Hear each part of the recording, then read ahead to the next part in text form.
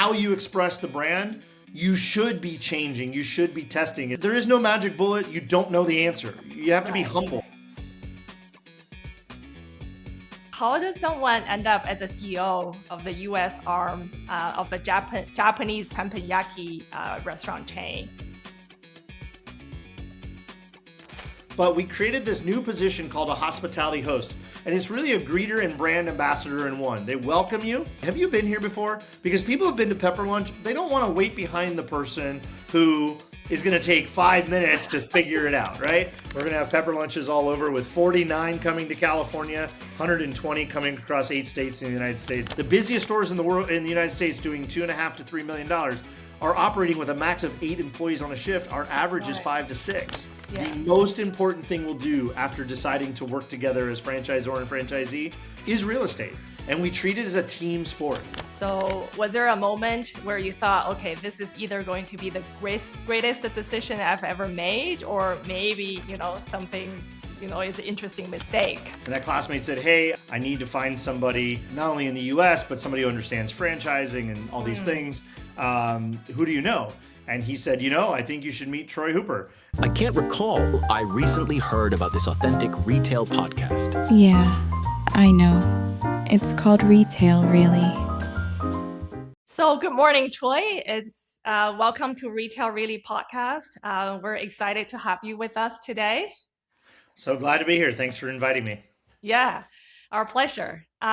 So to start off, I wanted to just start with a couple of questions so that the audience gets to know you and Pepper Lunch a bit more.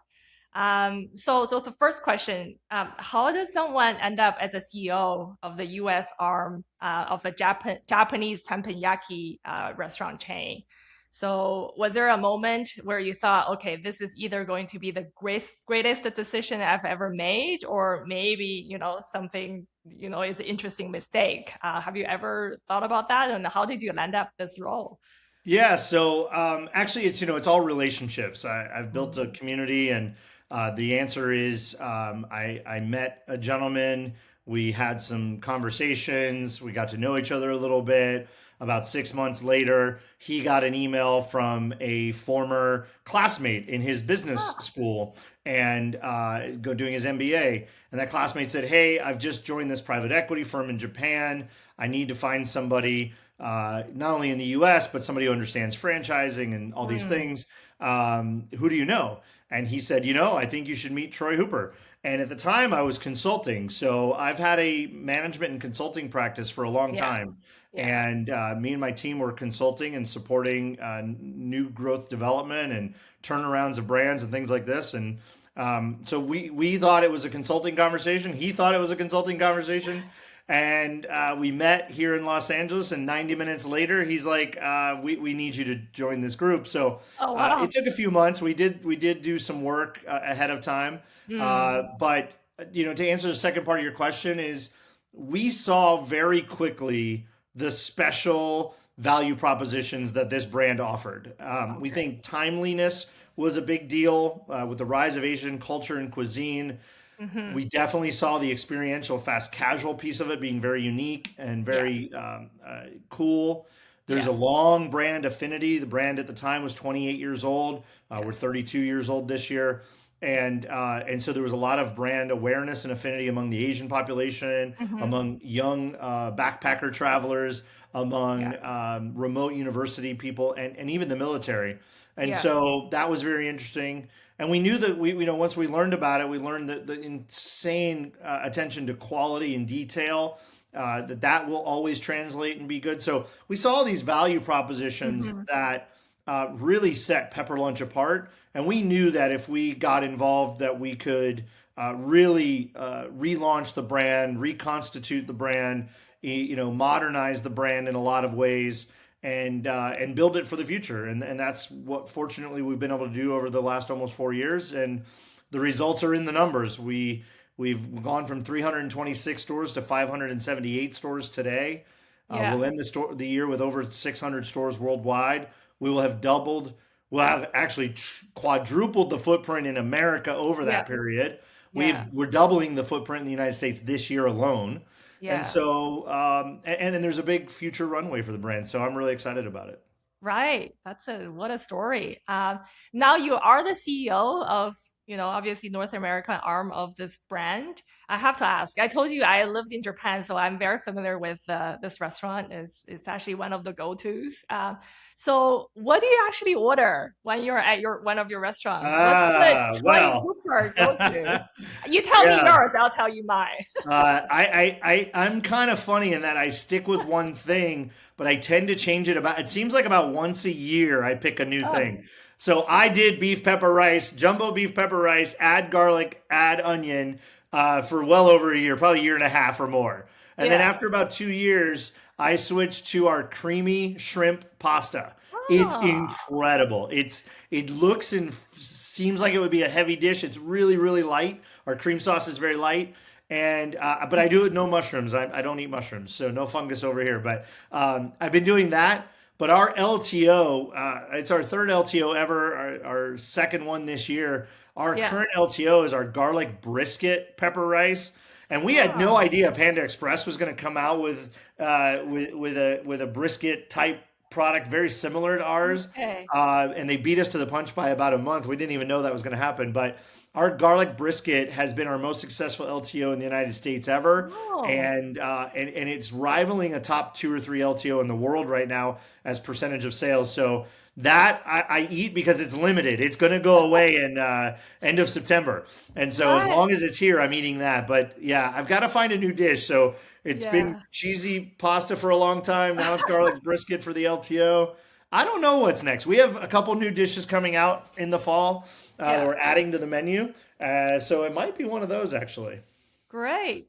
Mine has always been the beef pepper rice throughout. I think it's the classic. You have the hot plate with the rice and the beef sizzling and the corn, the butter in the middle. One Yep. of my favorites. But you have to open a restaurant in the Bay Area so that I can try some of these new things. I think Well, you have Michelle, like one. I told you when I met you, we have 13 pepper lunches under development coming to the Bay Area, and you Yeah. will have your first one in Sunnyvale this year, and you'll have 2 or 3 more next year. So get Love it. ready for the Bay Area, all the way around the Bay Area, by the way. We're going to have pepper lunches all over with 49 coming to California, 120 coming across 8 states in the United States. So we are on a trajectory. You're going to have pepper lunch accessible in a lot of Love it. places soon. Love it. Definitely going to, as you open, I'm the first one in. Let me Excellent. know.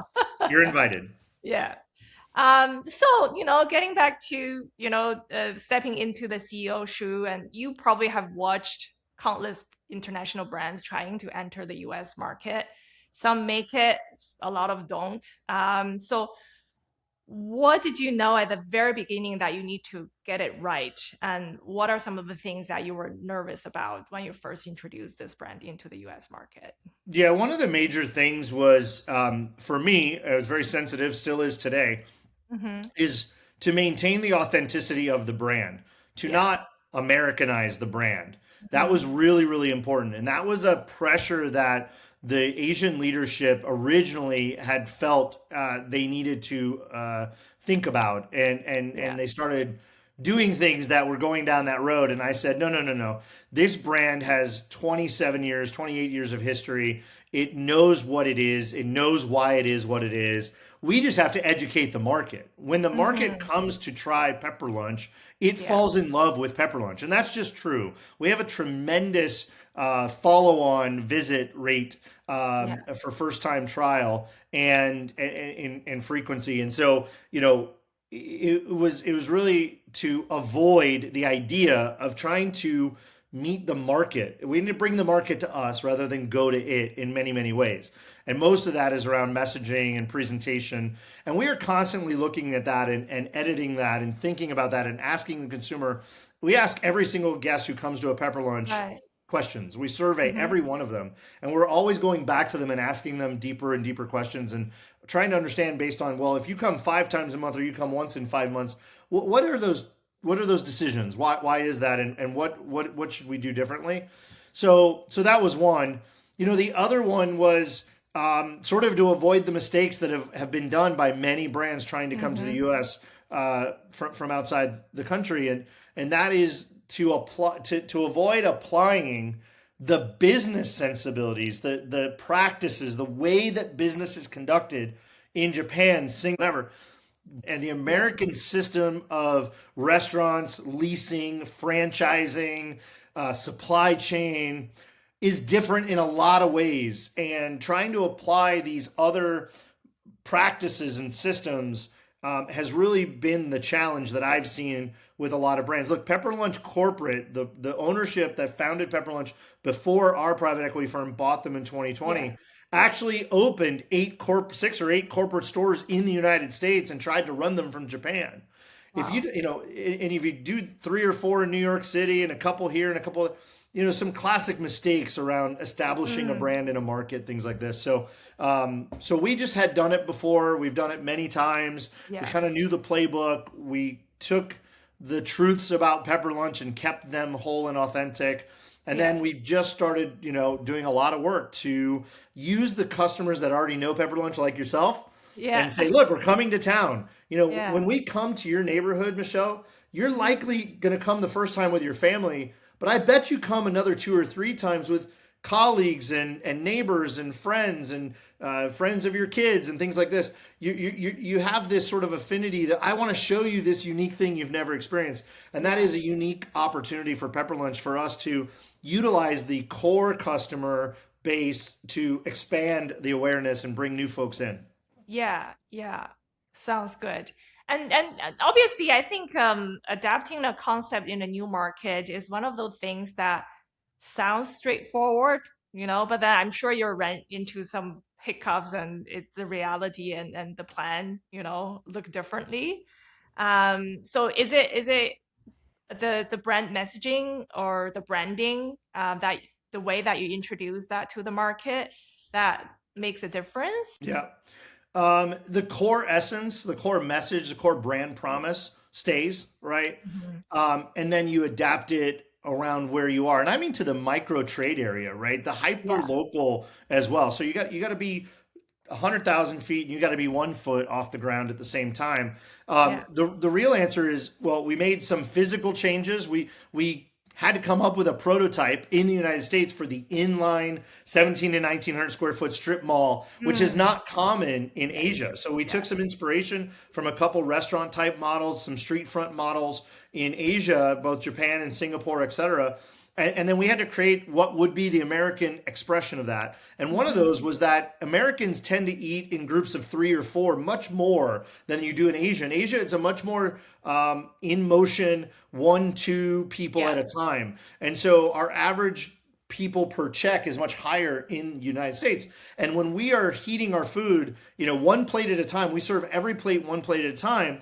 And so it comes out, you get a 4, 5, 6 top, it could be 8-10 minutes between the first plate and the 10th plate, right? And so we had to change the workflow and how we produced food in the kitchen in the US to accommodate that, to accommodate larger tables, larger check orders, right? That was one. When it comes to branding, here's the reality. There is no magic bullet. You don't know the answer. You have to be humble. You have to accept that on the first day and still today, almost 4 years later, we actually don't know. You have to test. You have to experiment. You have to not be so rigid with protecting the brand. Nobody knows the brand. Yeah. The people in the United States who know Pepper Lunch are Asian people generally. Yeah. And so the logo's the same, the color's the same, the plate's the same, the food's identical. Yeah. That's enough, right? The visuals, the verbiage, the stylistics, how you express the brand, you should be changing, you should be testing. And so we've been very free, we've been very open with allowing ourselves to learn through testing. So we'll run a whole series of campaigns and images and videos and messaging for 2 or 3 months, and then we'll change it completely. It might evolve or it might just change overnight. And we ran that for 6 months. And we've done this iteratively over the 3.5, 4 year period. And we're going to do it again very soon, but on a global scale. We've never done a global branding exercise as a brand. And so we're in the middle of that right now, dead middle. By December, it'll come out. So we're going to come up with sort of the global consistency of what Pepper Lunch is, because when we took it over, it had 326 stores and never had any branding. Yeah. And now at almost 600 stores, we're a much more mature organization, and we're doubling again by 2030. So we have to get something on the Yeah. books. So Yeah. so we're figuring that out now, and there's a lot going to happen. A global website, global social media. We're going to speak more as one voice generally. But when it comes to the localized marketing, localized branding, that has to remain local, because how people resonate in Taiwan versus Indonesia versus Singapore versus Texas are very different. Yeah, I did notice. Obviously, I haven't been to a pepper lunch in the US yet, but I looked at your menu because in Japan or in Asia, I remember there's a pretty big DIY element of it. You It's can kind of, 100% DIY. yeah. So here, I think is more kind of set. I mean, you No, can it's the add same. ingredients. Is Yeah. it the same? The Okay. form and function is the same. You order an Okay. entree, but you customize it with add-ons. Right. You want to add egg or take things off. And then when Yeah. you get it, you cook it the way you want. You want your Yeah. salmon medium rare, take it off the hot plate, put it on top of the rice, Okay. right? You want to add different sauces to it that aren't like part of Yeah. the menu item itself. You Okay. have that freedom. We have 6 sauces to choose from. And so you can very much customize it, but you always start with a base for sure. Yeah, yeah. Yeah. But how do you educate the market on that? Because if they're not familiar with that, I think it might be a bit hesitant for people to try it out because they don't know how to cook it or make it Right, to the right way. So a couple of things. We really changed our service model. We've always been fast casual, but elevated or on the very edge of casual generally. But in the food court, food hall scenario in Asia, you don't really have that opportunity. In our restaurant models in Asia, we do some of what I'm about to tell you. But in the US, we particularly innovated with one additional element, and that is we created what's called a hospitality host. We eliminated the over-the-counter cashier. That no longer exists. Right. Now we have kiosks. And our kiosk experience, we spent a lot of time and effort to get it right. And of course you're always working with it, but we did a pretty good job, we think. We've had great feedback and great success. We increased check size over $5.50, for an example. So we think that was a win. But we created this new position called a hospitality host. And it's really a greeter and brand ambassador in one. They welcome you. They segregate the line. Have you been here before? Because people have been to Pepper Lunch. They don't want to wait behind the person who is going to take 5 minutes to figure it out, right? So, hey, come on over here. What do you like? What do you normally get? Oh my gosh, have you ever added garlic chips to that? That's our CEO's favorite. Try that, right? And let me know if you have any questions. And you leave them alone, right? Let them go through the kiosk experience. Welcome. You've never been here before? Let me tell you what you're about to experience. This is a DIY sizzling teppanyaki. You're going to cook your own food on your own hot plate. So let's pick a base of protein, rice, and veg, and then we'll help you walk through it. And they walk them through the kiosk and let them be available for questions, right? So that was our innovation, that we created this greeter ambassador, explainer position, and that completely changed the customer sentiment. I could sit in a restaurant. I have sat in a restaurant, watched a group walk in, look at the menu, talk to each other, look really confused, and leave the restaurant. And I let them. I let them. And I turned to my staff before we created this hospitality host. I said, we've got to solve for that. We cannot let people be confused and walk out because they're intimidated. This is not intimidating food. This is not hard to understand food. We just need to give them a moment and help them walk them through the idea. So that has really transformed the customer sentiment, really transformed the customer's comfort, and really expanded our average ticket and customer base. Yeah, I'm glad I asked that question. It's quite a strategy that you have built. So I guess initially it wasn't the way that you have designed it. It's through learning and That's right. observing the customer's behavior, and that's true localization that actually makes something that's foreign to adapting to the local audience that actually works. Hey, look, we ask every guest when we bring you the food, have you been here before? No. Would you like me to show you how to do this? I can do it for you, or I can just tell you how to walk you through it. And so we'll actually cook the food for them on their plate, or we'll put it in front of them and we'll just explain to them, all right, do this, do that. Now here's what you do. And let them have that experience. And so by elevating our table touch, our customer hospitality mindset, it has really, really transformed the customer experience. And we see it. We see it in our score, our OSAT scores and our customer experience scores. We see it in our surveys. We see it in our reviews. So we're quadrupling down on that and reinforcing that every day. Right.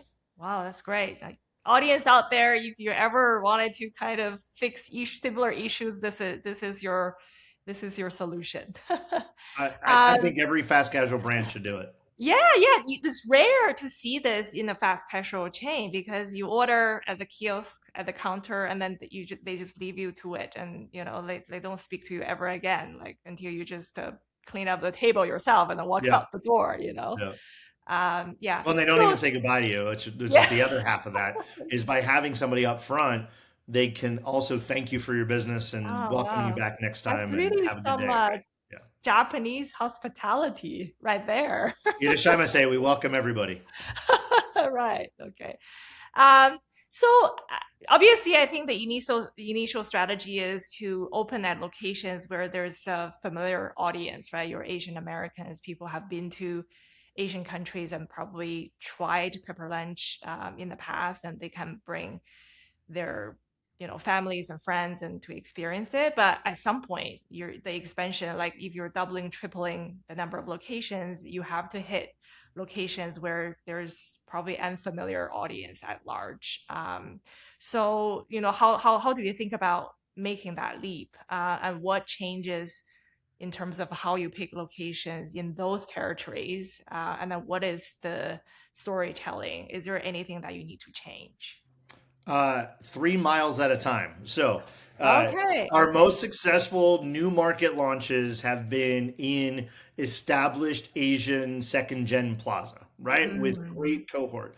And not just the Asian audience, particularly the diner, but the non-Asian diner looking for Asian food. And so they come to those plazas, they come to those areas where they know there's a lot of choice. I can go for this or that or the other thing. And so they feel this magnetism to that spot.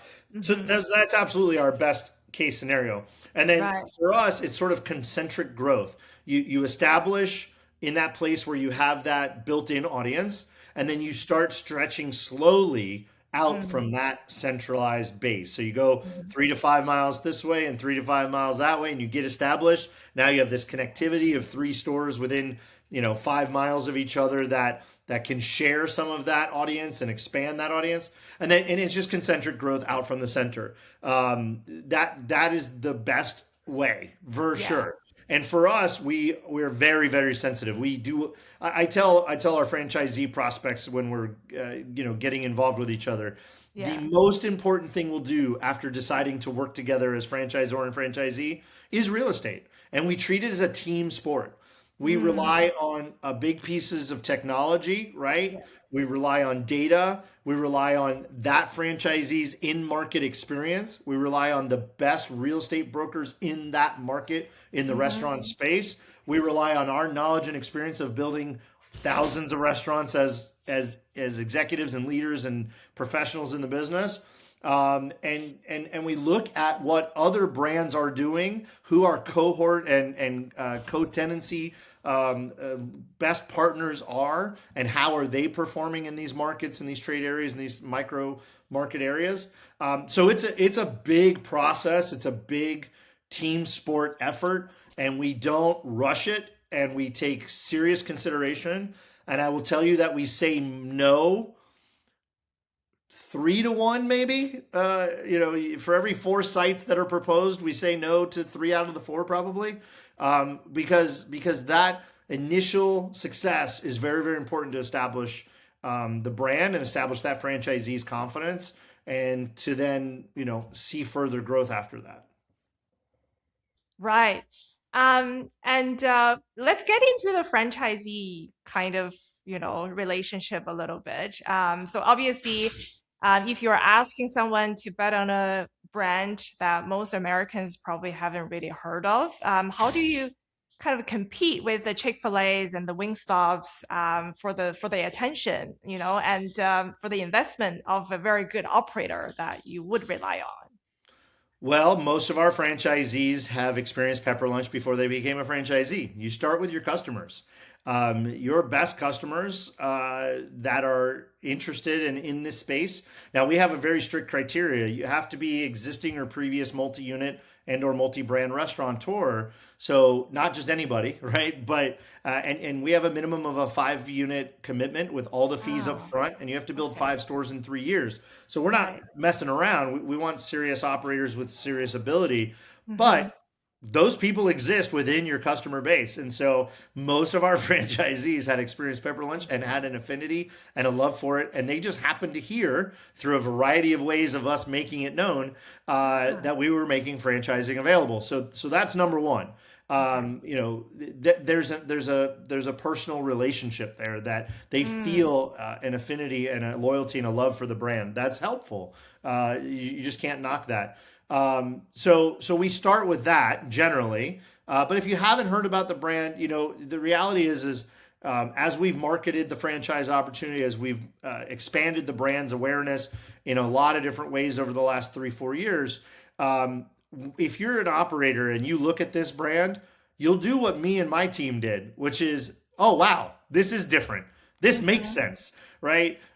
No skilled labor, no culinary skilled labor required. Mm, No prep labor, very low total head count. So we yeah. operate a busiest store with 6 to 7. The busiest stores in the world in the United States, doing $2.5 to $3 million, are operating with a max of 8 employees on a shift. Our average is Right. 5 to 6.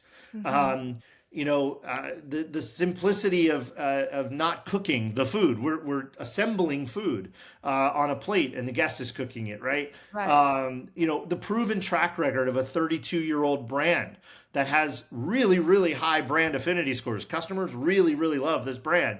Yeah. You just keep going down those value propositions. We have a national supply chain with national pricing. I don't know Mm, how many brands with 10 locations in a country can equalize national pricing, but we leverage mm, our global volume and our global vendor partnerships for national pricing at our size. We're going to be 21 stores at the end of this year and 45 stores at the end of next year, and we're going to double every year in the United States.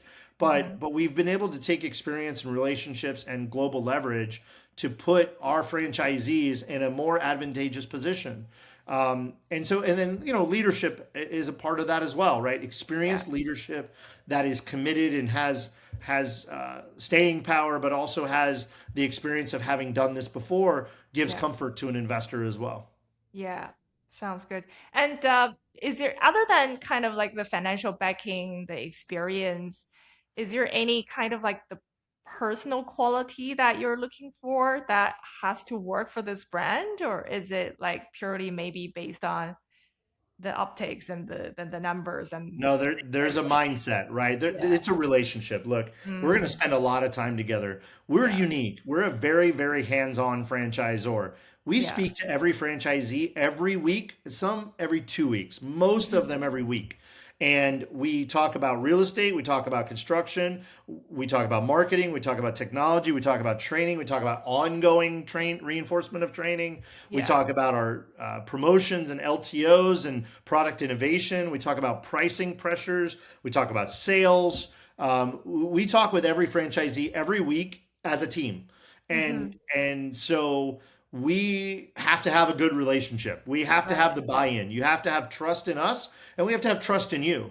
And so, if we aren't going to get along, so to speak, and there's not just a mutual understanding and a mutual respect that we are all here to work together towards the Yeah. same goal. Goal. And Yeah. our goal as a franchisor is to make you as successful as possible as a franchisee. Yeah. If we're not all on that page, then it becomes very, very difficult to move the business forward and be successful. And Mm, look, you're going to have disagreements. You're going to have differencing of opinions. You just have a process and a mutual respect and understanding to work through those conversations, work through those issues, get through yeah. those moments, because restaurants are not easy, right? Yeah. No. Technology goes down, payment Exactly. systems go down, suppliers disappoint you, Yeah. uh, things happen, and we got to be able to work together. We're committed to providing that service and in reinforcing all of those pieces that we bring to the table, as long as they're committed to working with us and trusting in us and working as a partner, that's what we look for. And so we do a lot of dating beforehand. We move the process quickly, but we do spend some significant time and have some very specific conversations over several meetings to make sure that really everybody's on that page. Right, right. So, but as you expand, now you have a dozen locations here, like you're gonna reach 50, maybe 100, 150. This personal relationship building will get a bit harder, I guess. Would technology help, or how do you like maintain that, like when you expand rapidly? One, you maintain the guiding principle that is your job as a franchisor, and you have to build the infrastructure and the team and the systems to maintain that as best you can. And so we invest in people way ahead of the need. We get people on team so they're bought into the brand and they understand our system and they're part of our ethos and our culture, so that we have them in place before we need them, period. And we will always do that. We will continue to do that. We will make sure we can meet that scale.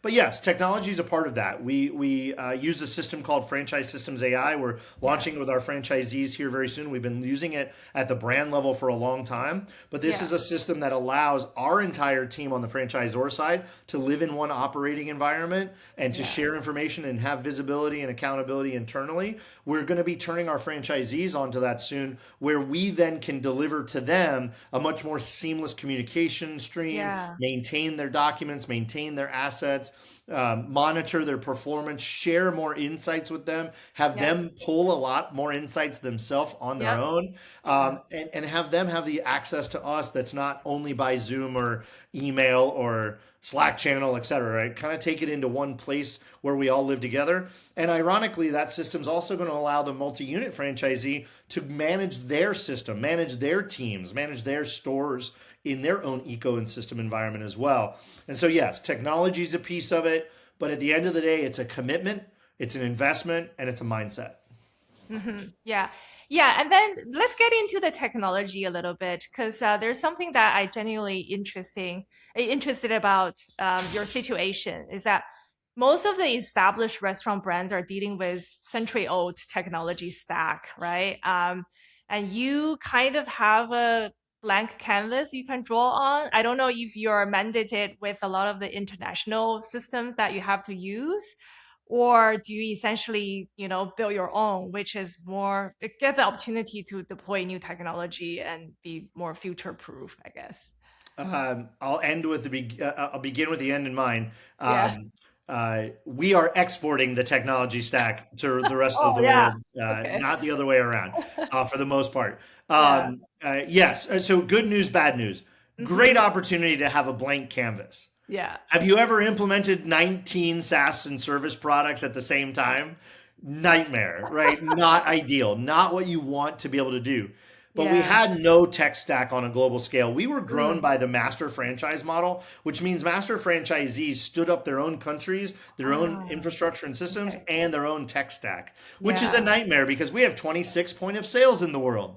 Imagine retrieving 26 separate systems of monthly sales for royalty calculation and collection. It's really a nightmare in that scenario. So we are consolidating as quickly and as best we can. But in the United States, we had no tech stack, and we really needed to modernize the global tech stack.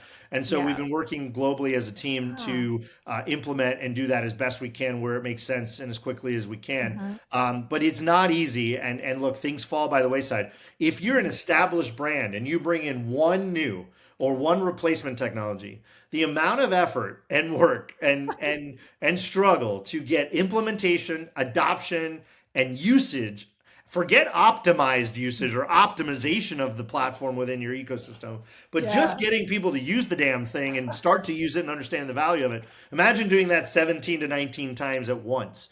So look, we had to do something. We decided to do the whole thing at once.